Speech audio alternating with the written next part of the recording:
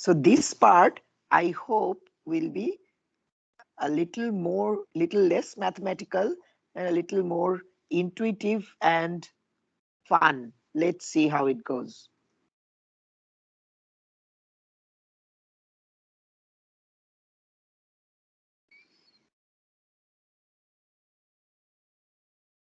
Okay.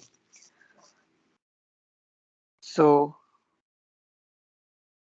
we start off with this section.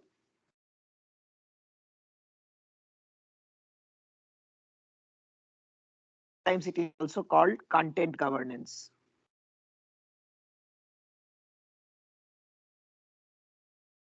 So what do you think I am referring to as a platform here?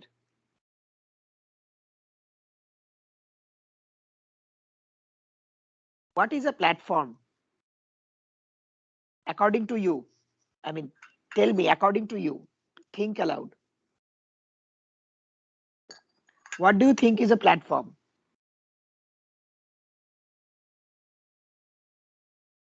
Any public interface. Very good. So basically you are suggesting that it is an online interface, right? Yes. Can you help me with some examples that you can think of? It could be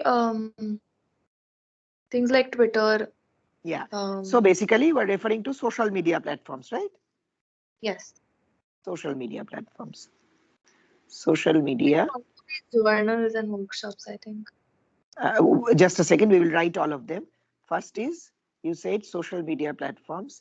Example, Twitter, Facebook, Insta, etc. Yes, you are telling something else also. Can you please repeat? Yeah. Could it also be journals and workshops? Uh, Genres and workshops, what does that mean? I mean, can it also be workshops where you present work or Yeah, that kind of a platform, but here we are not talking of that kind of a platform. We are talking more about this online interfaces or online platforms. Okay, okay. so social media platform is one category. Any other category that you can think of?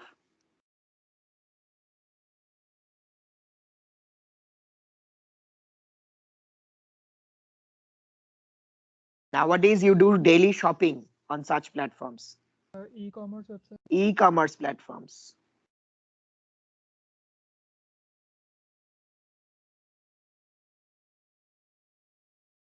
Anything else?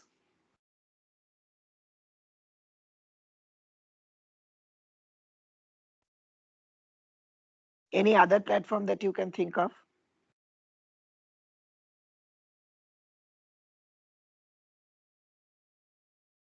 None of you watch movies?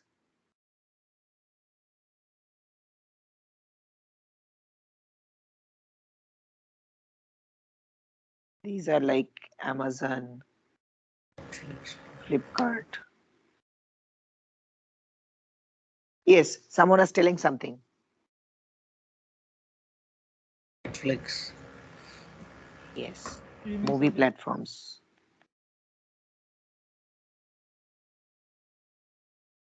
Like Netflix, Disney Hotstar,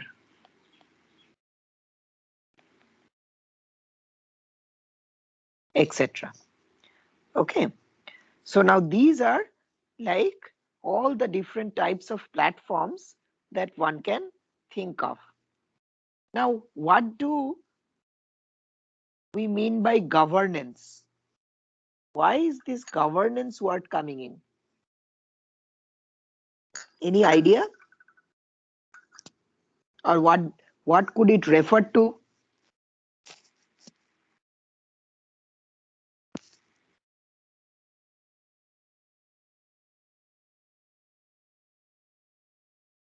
Controlling misinformation like which can be delivered through these platforms. Controlling misinformation. Very good. So that is one form of governance. Okay. So he has given half of the answer, and that is like I am very happy. So basically, in this, under this umbrella of content governance, content or platform governance,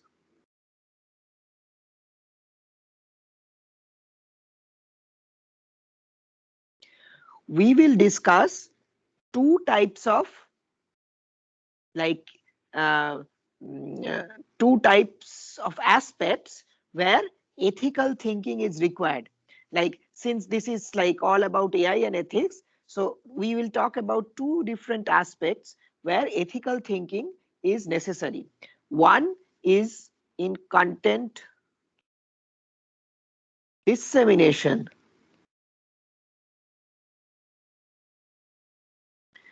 where you will see ethical thinking is important. That is how the content is delivered.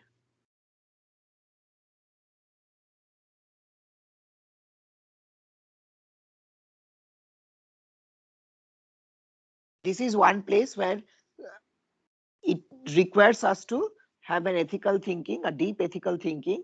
And the other one is in content moderation.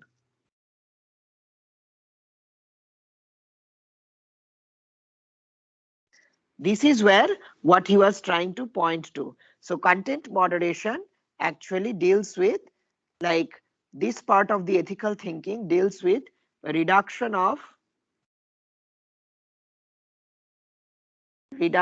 or moderation, as the name suggests, moderation of fake news, hate speech, misinformation,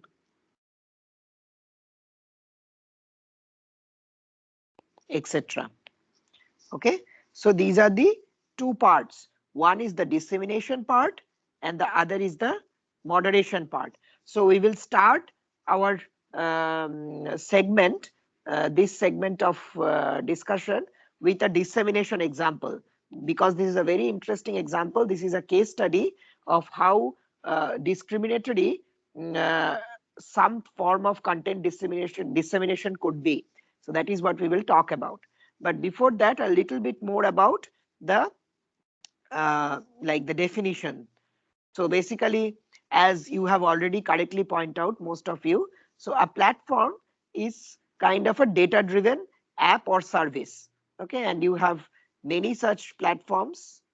Like, these are some of the examples that I have listed out here, but you can think of many, many more. Okay, so these are some examples of standard online platforms.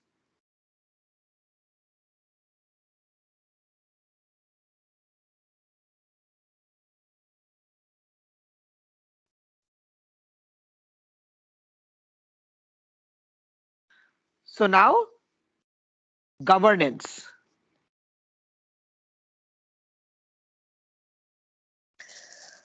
So some of you have already said like about controlling fake news, etc. So if I try to rephrase this in a little more abstract form, this basically refers to governing how the platform interacts with its different stakeholders.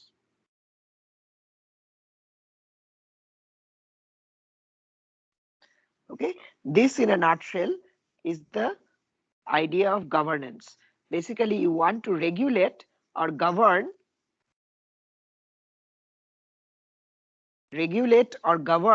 how the platform interacts with its different stakeholders. Now, what could be some of the stakeholders of a platform?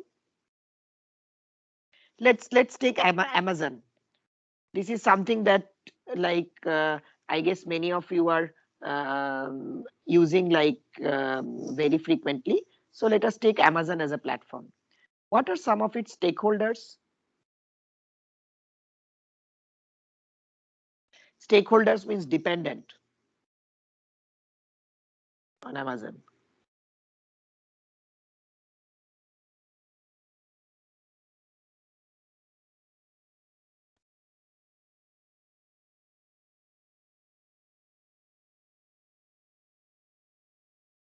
So are you a stakeholder?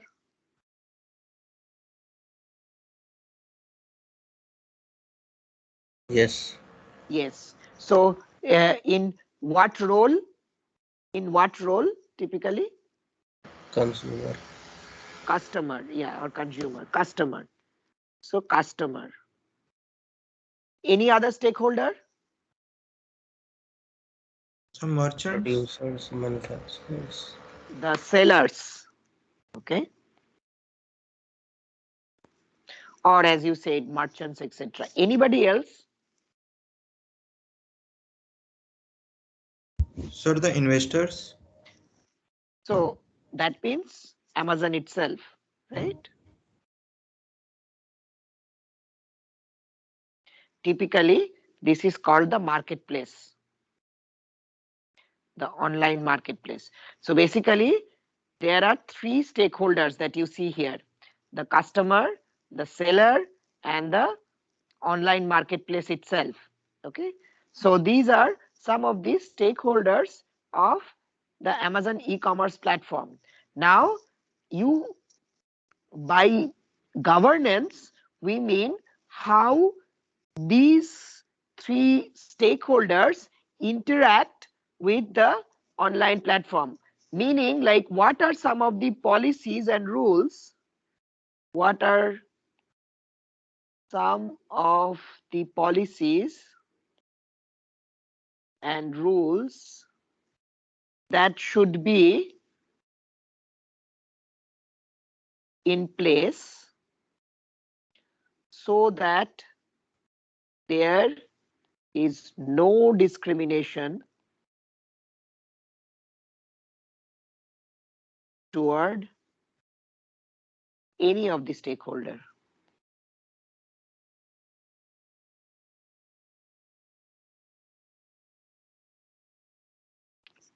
Okay, so that is the idea.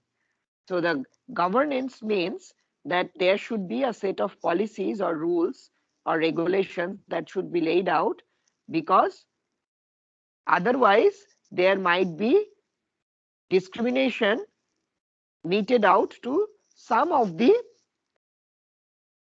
stakeholders, one or more of the stakeholders. Now, here in this particular example of Amazon, who do you think is the most powerful stakeholder?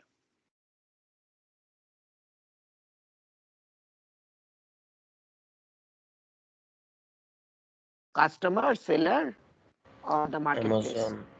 Amazon. Amazon. Okay, so the marketplace itself is the strongest stakeholder. This is why we need more this idea of, like, this is why uh, the the the foundation of governance is so important, because one of the stakeholder is actually much more powerful than the other two stakeholders, by virtue of having all the data, all the interaction data, all the different, like, purchases, the click-throughs, etc. I mean, lot of, so it's sitting on silos of data. That is one particular point. And the other particular point is that now Amazon as a marketplace, so this is something that I directly work on with a bunch of students. So Amazon itself has started launching its products. These are called private label products. Probably you have also noticed these products like Amazon brand Solimo, okay, Amazon Basics. These are like the products from the Amazon house itself. Now that means these products are in direct competition with the other products sold by the other sellers. So for instance, say you have an Amazon Basic battery. This is in direct competition with Duracell, Panasonic, etc. Okay, so that means Amazon has every reason to somehow divert the customer attention more towards its own in-house product. Okay, so there is every reason, because that would only increase their revenue. So therefore there has to be some rules to regulate this behavior. There has to be some rules which would govern the entire display, the interaction, etc., in such a way so that the marketplace is not able to give inadvertent advantage to its own in-house products. Makes sense, right? So that is all about governance. Yeah, so this is what is being talked about here. So the importance of governance. Yeah, so this actually is not only now limited to the fairness literature, but also a lot of HCI related questions are coming up. For instance, suppose you are on the search page of an e-commerce platform.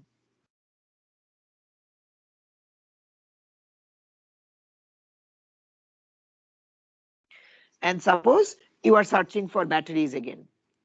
Now say this is how the products are listed. If you recall, like in Amazon, there are two ways. One is the single column thing, and the other is a grid-like thing. So let us go ahead with the grid-like one because this is more common. Now, say for instance, this is Amazon Basic, this is Amazon Brand Solimo, this is Amazon Basic, this is Amazon Brand Solimo, and somewhere here is Duracell, and here is Panasonic, etc., etc. Do you think that this can result into some discriminatory effect, some unfairness? And you are a user searching for a battery, and this is the first search page that is being shown to you. Do you think that there could be some discrimination here in this placement, in the way the items are placed on the portal? These are all Amazon in-house products. All Remember. Amazon products are listed first. What? Yeah, so what is the advantage of listing this at the top? Users will see first that, so Very good. So basically, you are taking the advantage of the user gazing behavior, gazing pattern. And it is known that typically the gazing pattern is like this. It's like a Z. So you start like this and then you go and go down. Again, you see this. So basically, we have been doing some analysis recently, and what we found is that the sponsored products and the Amazon private label products indeed are being placed here more in the top row and in the bottom row. Can you tell me why bottom row? Top is understood. My views will be attracted to them. But why bottom? I mean, this is really cunning. Why bottom? We were also even thinking like why it should be bottom, and until and unless we found the reason.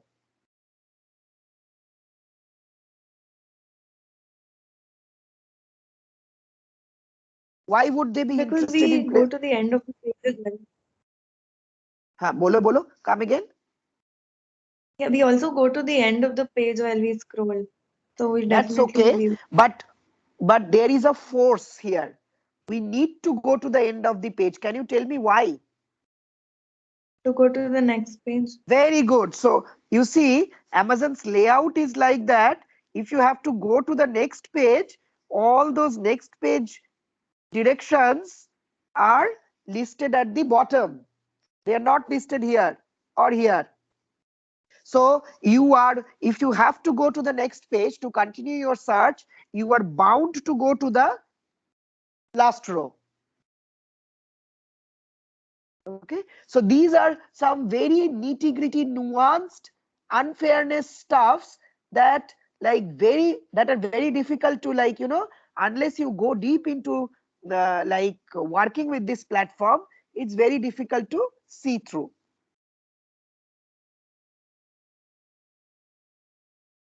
Okay, so now as I said, like we will talk about in this next few classes, maybe tomorrow's class and the next one, we will talk about like how discrimination could result from the way content is disseminated or delivered.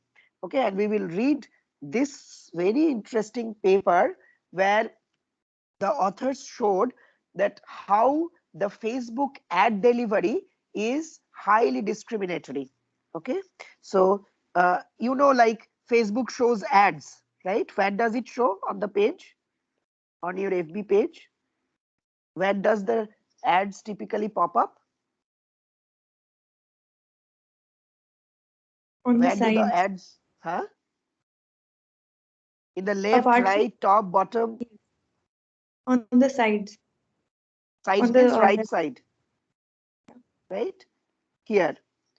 So you get to see a lot of advertisements, and these advertisements are like shown to you based on certain relevance of this advertisement to your profile and to the searches that you have made in the past. So based on this, Facebook targets you as an audience of that ad. So this is called ad targeting.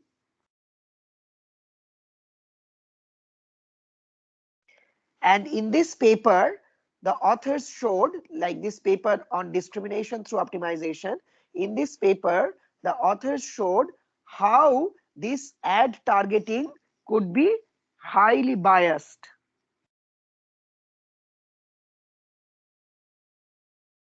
against certain races. Once again, this is in the context of the US demography, but they showed that how the ad delivery or the targeting of the ads could be highly biased, even when the person who is putting up the ad does not like want this bias, does not explicitly mention about any of these requirements for the bias, but Facebook automatically through its delivery algorithm seems to be discriminating some of the races compared to the others. That is what we are going to look into in the next class. We'll stop here. Sir, Uh, sir, is there any class test in this month? yes. So it Sir, will be like it will be in the same like dates where the institute has marked it as a test week. sir, we have many tests in that window, sir. Can you put on after 25, sir? Fine. You have